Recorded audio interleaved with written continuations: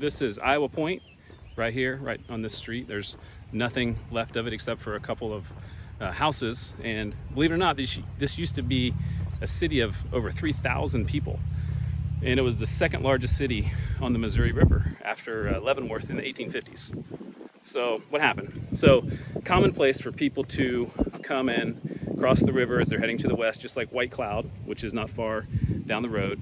And then the main thing that killed it was in the late 1850s, there was a recession, and they had what's called the Panic of 1857.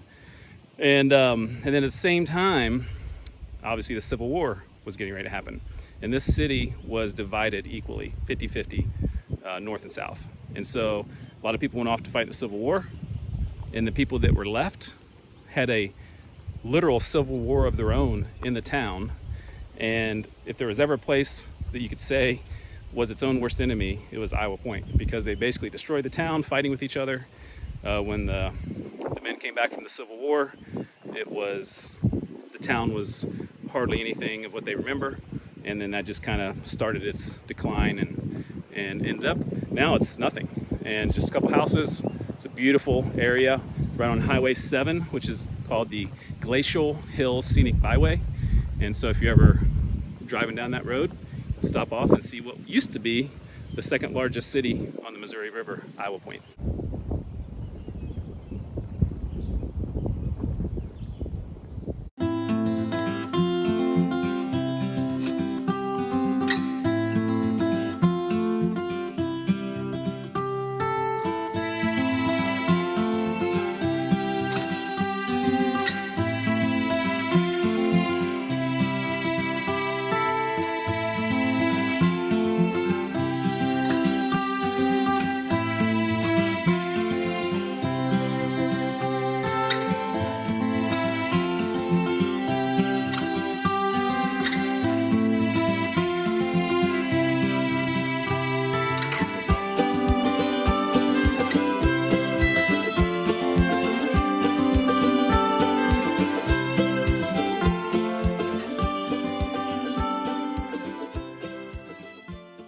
So I think I am in the vicinity of Eagle Springs.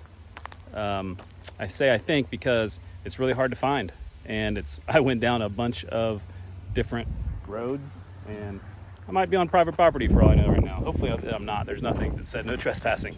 But right over these rock mounds and dirt piles is some springs that allegedly the Indians found hundreds of years ago and raved about their healing powers.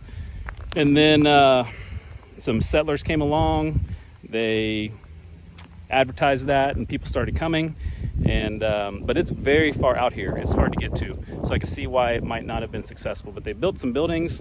They tried to revive it again in like the 1920s, and but it obviously never happened. And now there's nothing. There may be a few ruins. These are newer, but there's people working. So I'm not sure. Maybe they're trying to get Eagle Springs Resort going again. But we'll try to give you a little bit of view of it, and hopefully I don't get in trouble for being here.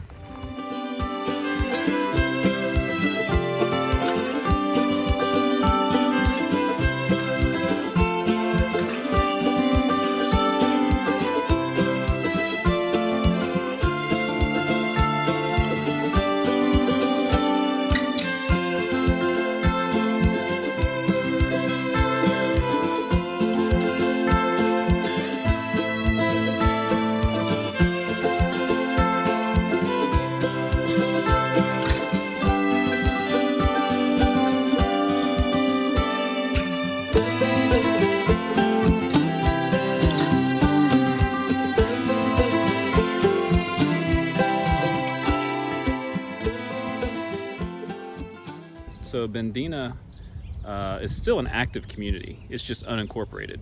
Used to be much larger. It was a railroad town. The Depression era times and kind of the end of the importance of the railroad definitely hurt the significance of Bendena, and then eventually over time got smaller and smaller, and they unincorporated it. So still lots here, plenty of people that are living here. I'd say there's probably at least 100 people in this area, and some interesting old buildings here downtown behind me, and then a very interesting looking bank.